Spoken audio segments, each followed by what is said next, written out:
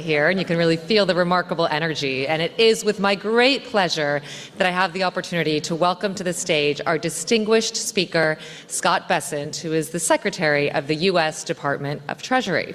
On January 28, 2025, Scott Bessent was sworn in as the 79th Secretary of the Treasury of the United States.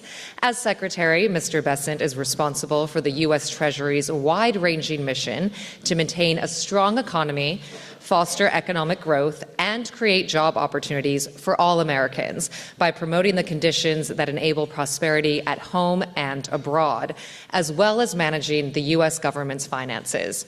He is also responsible for strengthening U.S. national security by combating economic threats and protecting the financial system. Mr. Bessent has been in the global investment management business for 40 years, visiting 60 countries, interacting with international leaders and central bankers. He is regarded as a currency and fixed income specialist. Mr. Bessent is also a frequent contributor to economic journals and business publications. Secretary Bessent will deliver keynote remarks followed by an in-conversation session with Tim Adams, who will join the Secretary on stage shortly after. Secretary Bessent, the stage is yours.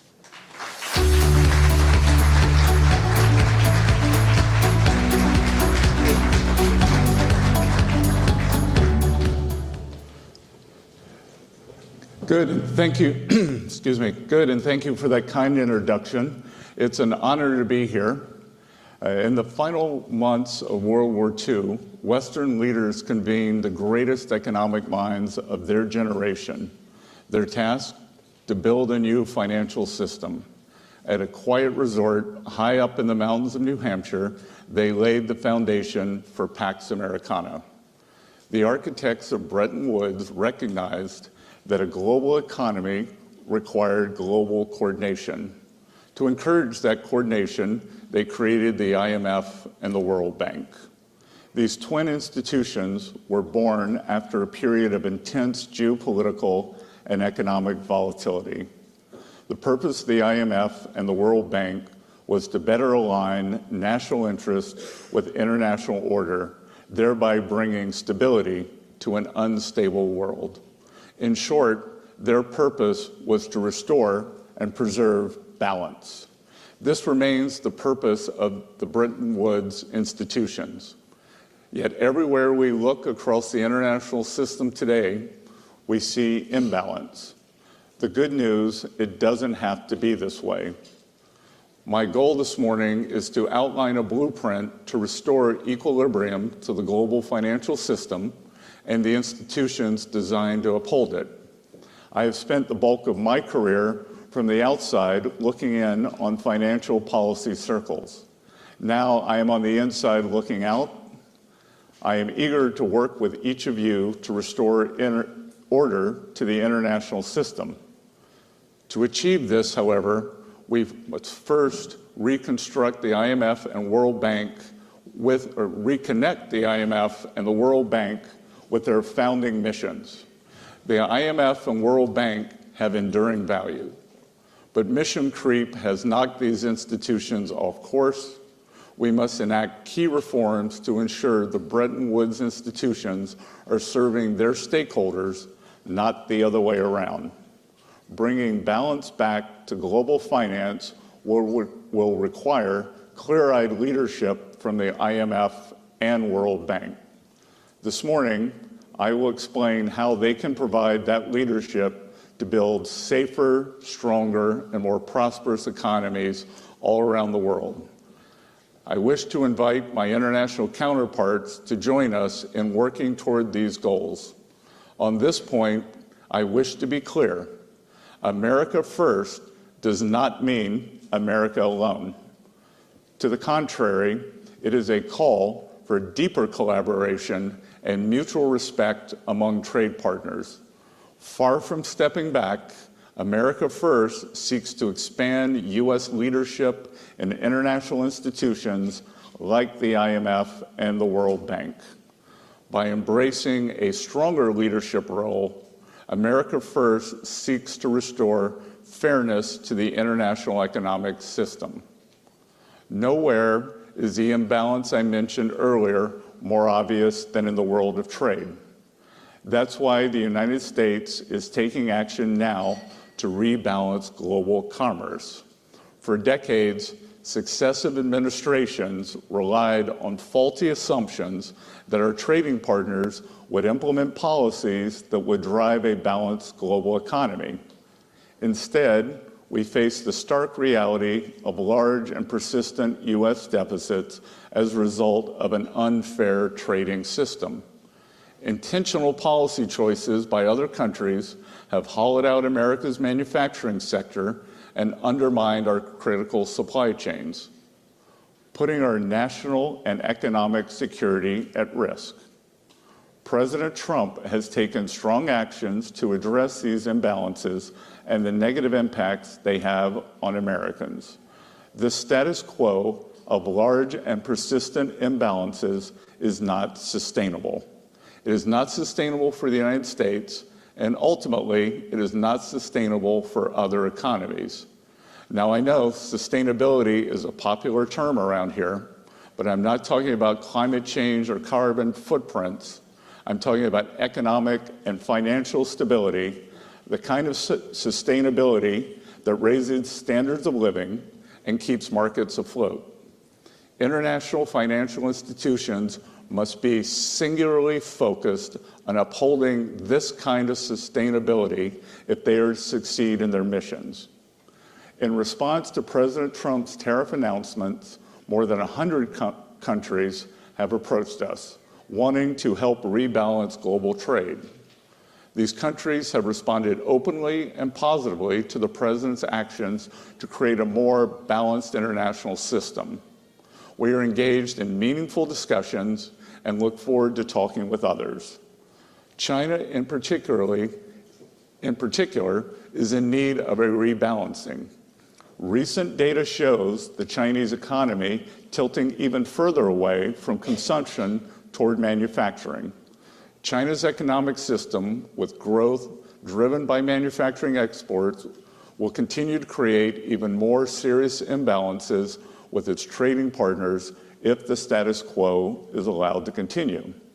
China's current economic model is built on exporting its way out of its economic troubles. It's an unsustainable model that is not only harming China, but the entire world. China needs to change. The country knows it needs to change. Everyone knows it needs to change, and we want to help it change because we need rebalancing too. China can start by moving its economy away from export overcapacity and towards supporting its own consumers and domestic demand. Such a shift would help with global rebalancing that the world desperately needs. Of course, trade is not the only factor in broader global economic imbalances.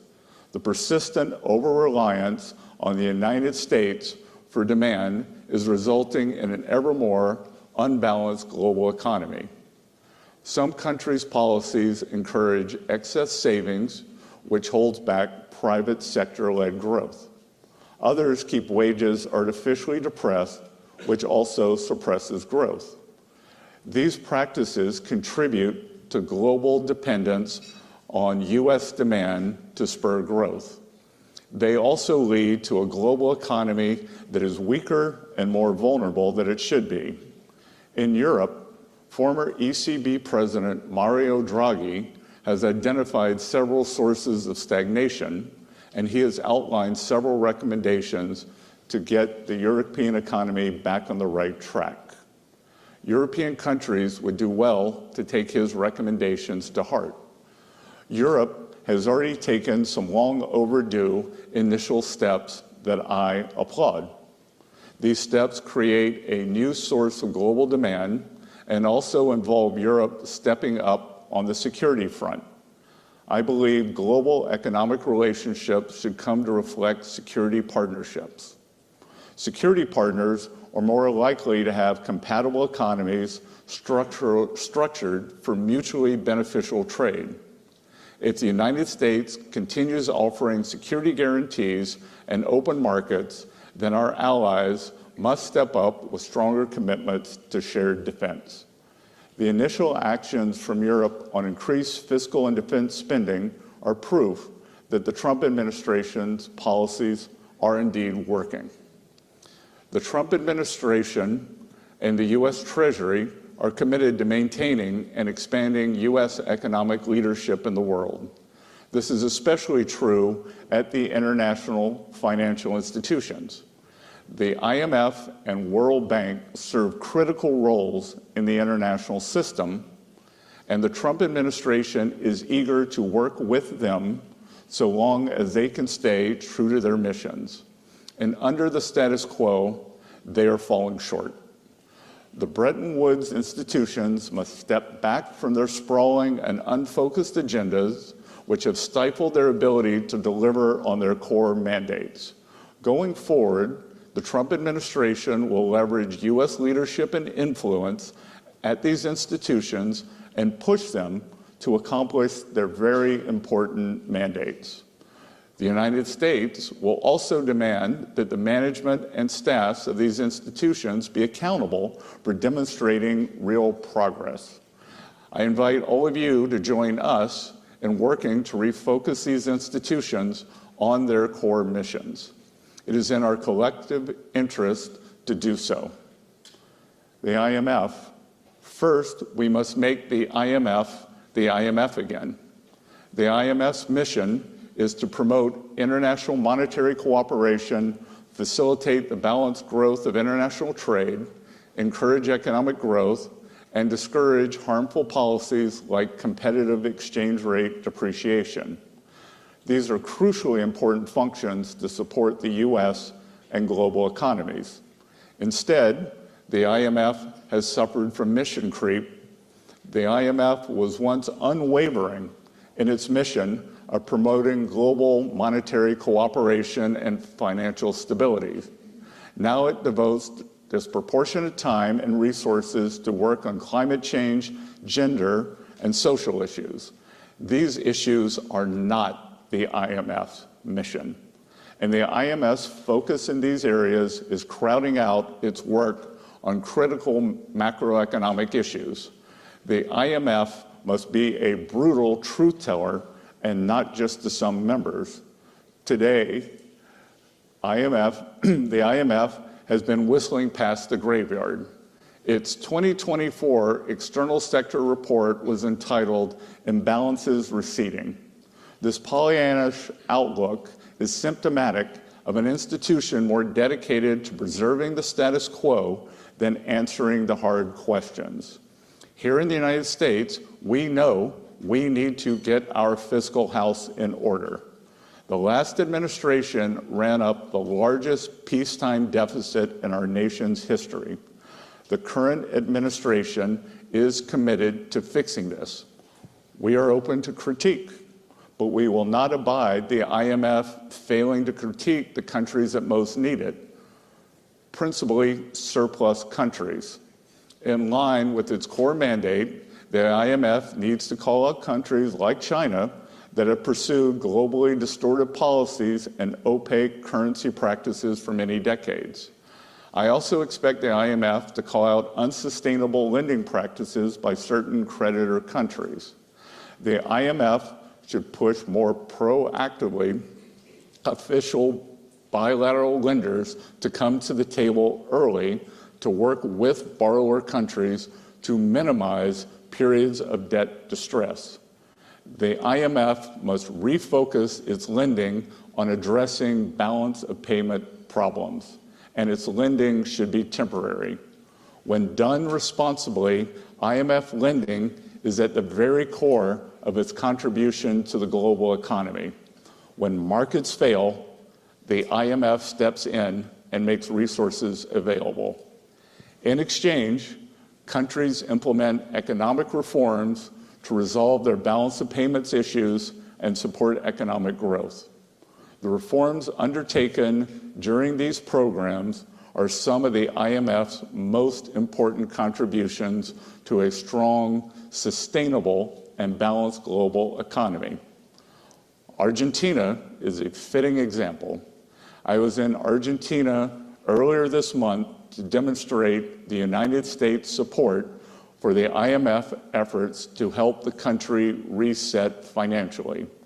Argentina deserves the IMF support because the country is making real progress toward meeting financial benchmarks, but not every country is so deserving. The IMF must hold countries accountable for implementing economic reforms, and sometimes the IMF needs to say no. The organization has no obligation to lend to countries that fail to implement reforms.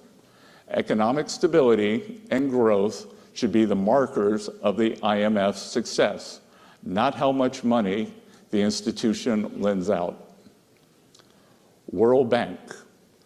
Like the IMF, the World Bank must be made fit for purpose again.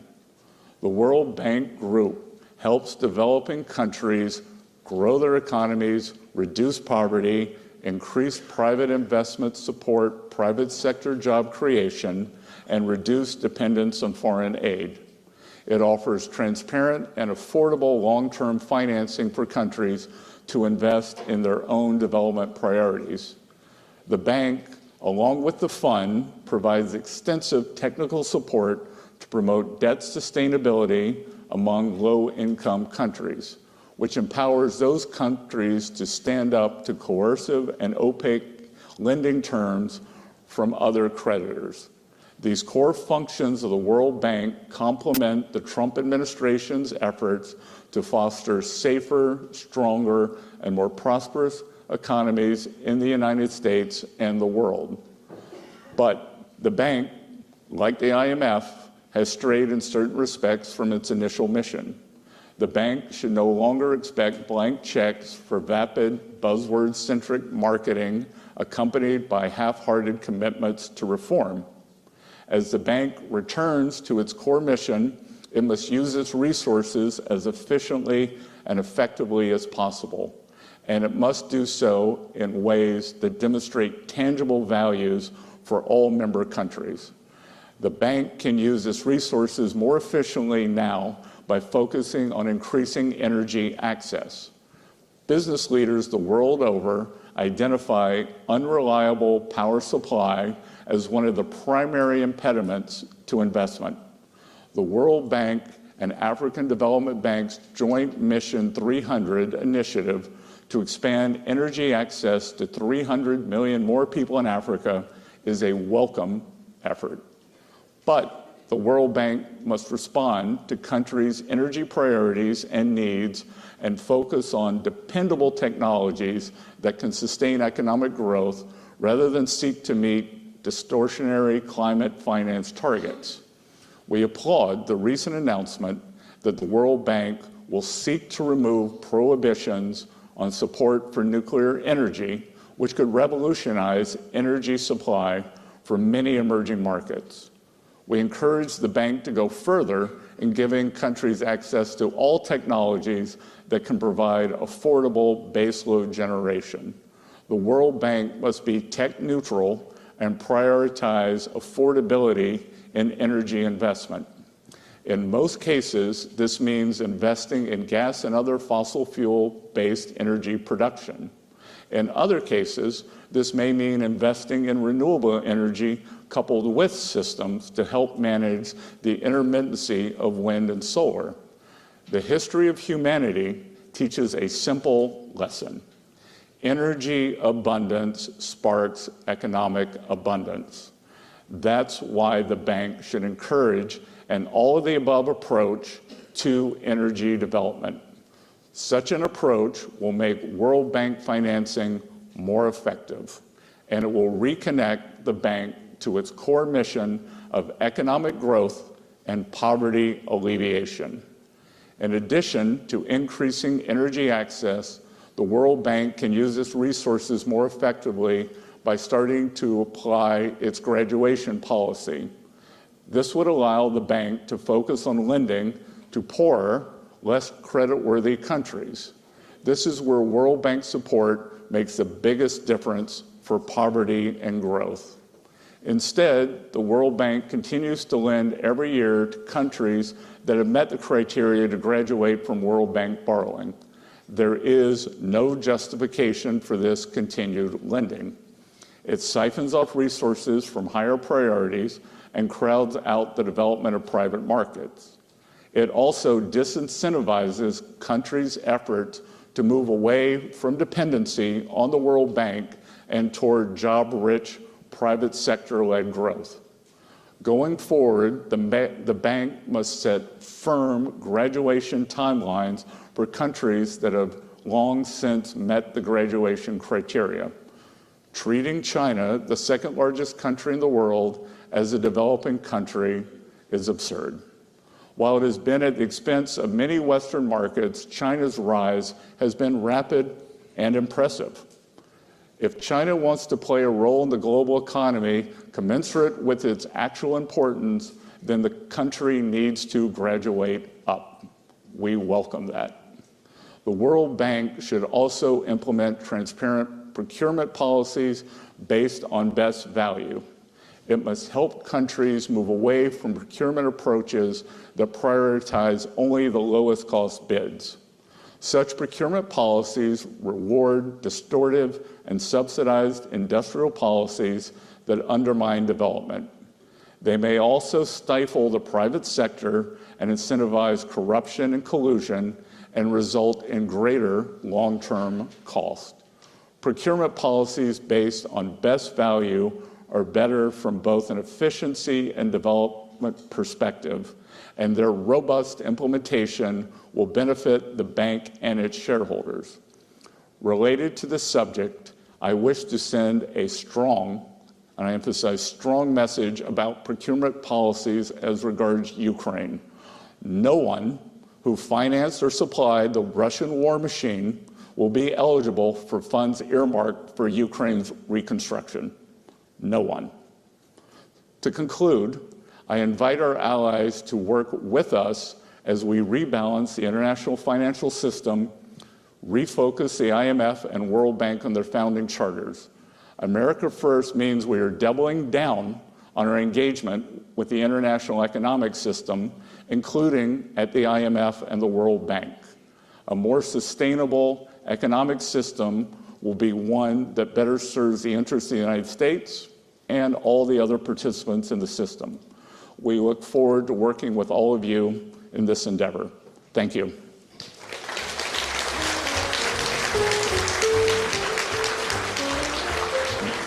Good job. Thank you. Mr. Secretary, thank you for joining us here today, and thank all of you for coming here today. I'm going to point out you have many great lines in this very meaty, comprehensive set of remarks, but you say, I wish to be clear, America First does not mean America alone. To the contrary, far from stepping back, you seek to expand U.S. leadership in international institutions like the IMF and the World Bank. I must say there's a collective sigh of relief across this town right now, because the concern coming into this week is that you were going to do exactly what you said you're not going to do, which is the U.S. would withdraw, but you want to lead. What you're asking for is simply getting back to factory settings, right? Focused approach, and deal with the issues that you see are most paramount, correct? Correct. As I said in my confirmation hearings, I think U.S. engagement with the international financial and multilateral institutions, we should engage, and we should be in it to win it for the American people and for the rest of the countries and for the client countries. 20 years ago, a senior U.S. Treasury official gave a speech very similar to this, calling on the IMF and said the IMF was asleep at the wheel and dealing with imbalances. Hank Paulson started the Strategic Economic Dialogue with the Chinese. Every Treasury Secretary since then have had an approach.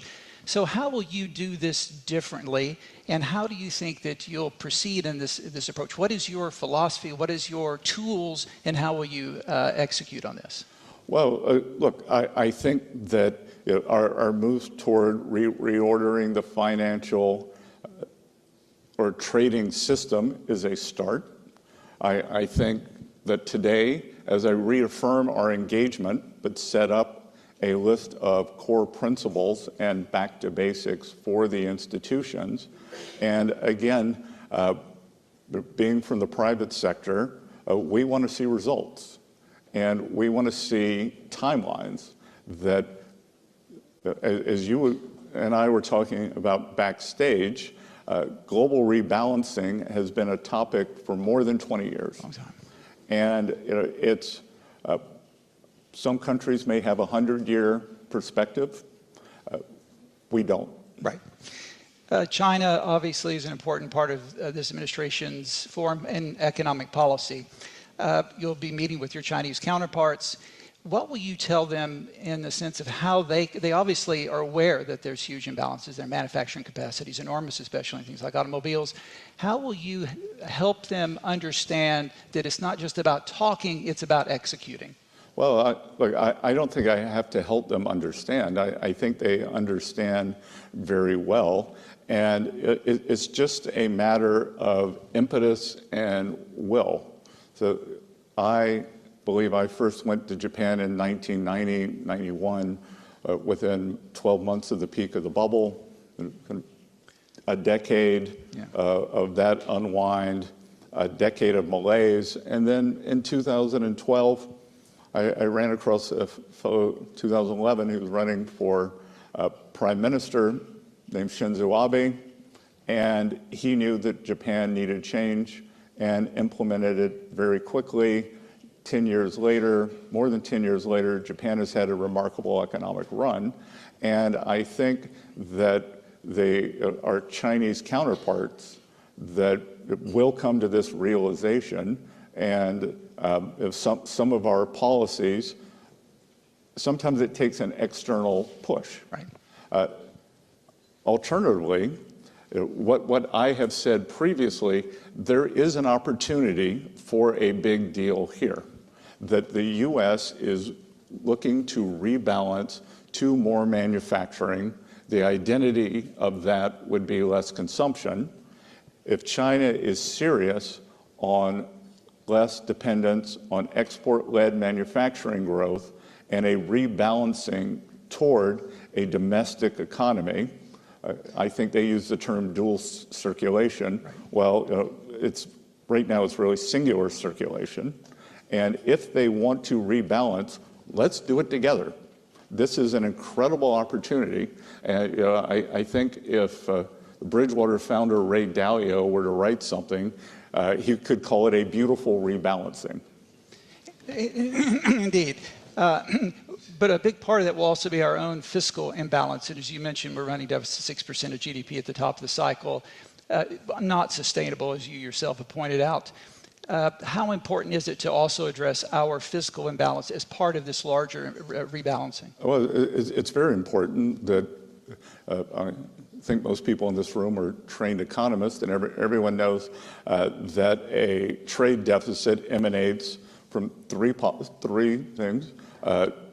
External trade policies, which we are intent on addressing, and the external trade policies can be tariffs, non-tariff barriers, currency manipulation, and the state subsidy of labor and means of production. Mm-hmm. So terms of trade or trade regulation is one.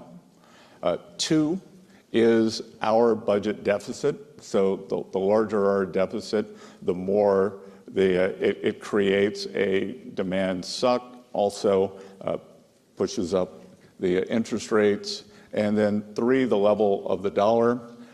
We continue to have a strong dollar policy, and the dollar will adjust based on markets. Everyone asks me, well, what does a strong dollar mean? And to me, the strong dollar means having the policies in place to deserve capital flows and have confidence. But it doesn't mean that the price on the Bloomberg screen every day. And it also has different meanings in terms of bilateral the prices.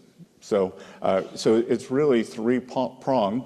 But Tim, to your question, I have talked about we did not get here quickly with this spending. The U.S. does not have a revenue problem. We have a spending problem.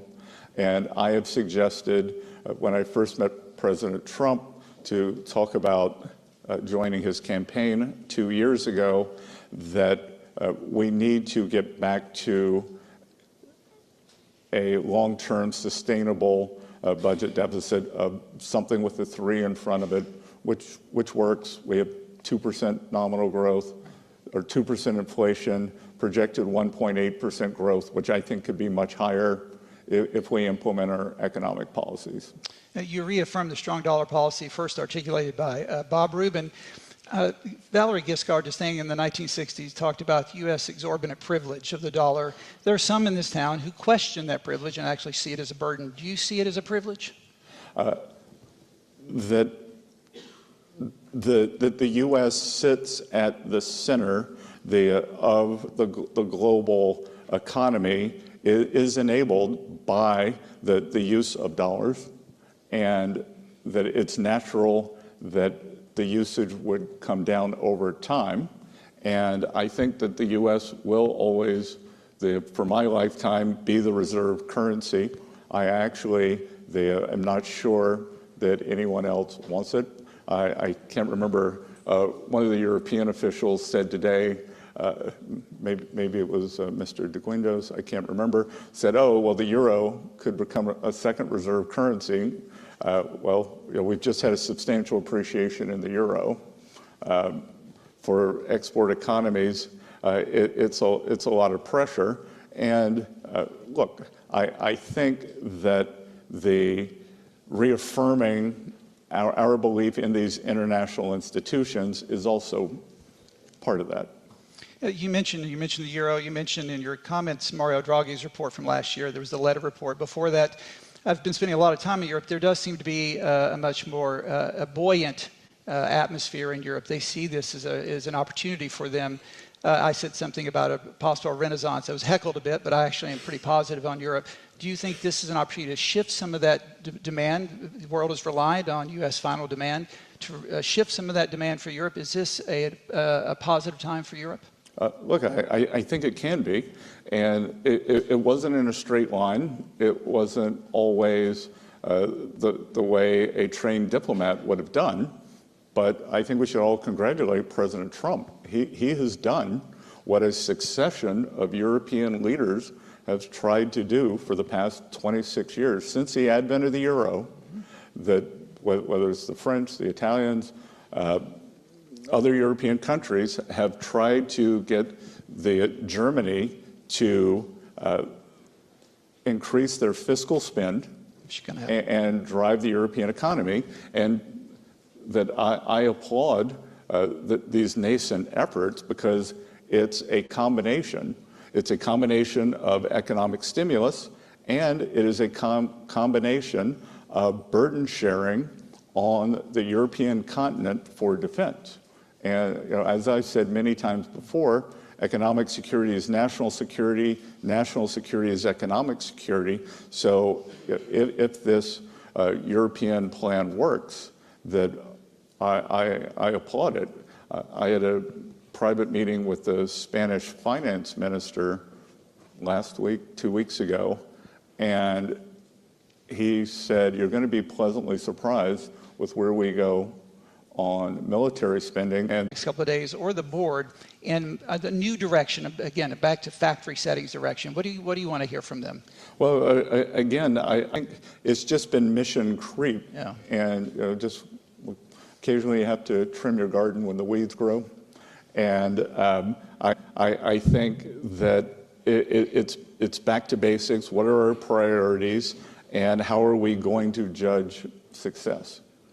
And the World Bank, you discussed about graduating the medium-sized countries that should have graduated some time ago. That changes the commercial model of the World Bank, but obviously you think that's important, that they need to be graduated. Yes. Yeah. I mean, it's just, as President Trump says, it's common sense that you can't have the second largest economy in the world. And it's as I said in my speech, I applaud their rapid growth, but you don't get both. I have a teenager who sometimes wants to be treated like a child, sometimes wants to be treated like an adult. And yeah. I got one of those too. Yeah. And it's an adult economy. You mentioned energy, specifically nuclear. during the campaign, and since you've become secretary, you've talked about energy production is one of your important legs. The U.S. produces about 13 million barrels of oil a day, the largest producer in the world. What more do we need to do here, and how can the World Bank, what do they need to do more to encourage fossil fuels as well as nuclear, and I assume all the above? Yeah, look, the sine qua non for economic growth is energy abundance, and we need to drive the right combination of the crawl, walk, run for these countries in terms of sustainable production. But by sustainable, I mean robust and baseload, right. Not what I would call almost a luxury belief that we have in the West. Like they are worried about pumping water. They are worried about heating their homes, running their hospitals, and we've seen that the intermittency doesn't work. Even kind of in middle developed countries, maybe like South Africa, that seems to have rolling blackouts. Right. So that's not a model. We want to have a model of strong baseload and then bolting on the alternative production, as opposed to beginning with alternative production and then having this latency or intermittency that makes it impossible to industrialize. In the final minute or two, let me just turn to financial intermediation. There's a famous adage that capitalism without capital is just another ism. The institutions you see here are important intermediaries, both in the capital markets and in other forms of financial intermediation. What is your vision, especially for the U.S., in terms of financial regulation? What do you want the industry to look like? Obviously, the capital markets, the U.S. is a crown jewel of this economy. How should we encourage that not only here, but abroad? Well, I think that I've been getting a lot of questions on private credit, and I think that private credit is an interesting addition to the U.S. Mosaic, and it is the depth and breadth of our capital and credit markets that powers the U.S. economy, and it's the innovation there. I think that private credit's a very new and interesting part, but it is happening outside of the regulated ecosystem. Right. And I always like to say, I'm not an economist, I'm an economic historian, and I think that is a distortion of the system, and it tells me that the post-2008 regulatory corset is too tight, right, on the regulated institutions, and we want to deregulate them or make them more able to provide the opportunity to lend to the American economy and perhaps into the international economy in a smart, safe, and sound way. As we've seen, the history of financial crises is a overreaction on one side, and I think that we had a regulatory overreaction. I convened something in the U.S. called FSOC, the Financial Stability Oversight Council, which convenes the regulators, and I think through partnership with the three U.S. banking regulators, Federal Reserve, Controller of the Currency, and the FDIC, we can come up with a system that makes the regulated financial system prosper again. And what the U.S. has that is different than most other G7 countries is just the number of financial institutions. Right. We don't have 5 big banks, 3 big banks. And in the U.S., the community and small banks, which are provide 70% of agricultural lending, right, 40% of small business lending, 40% of real estate lending. And in the U.S., we've had this incredible boom on Wall Street. I think Wall Street can continue doing well.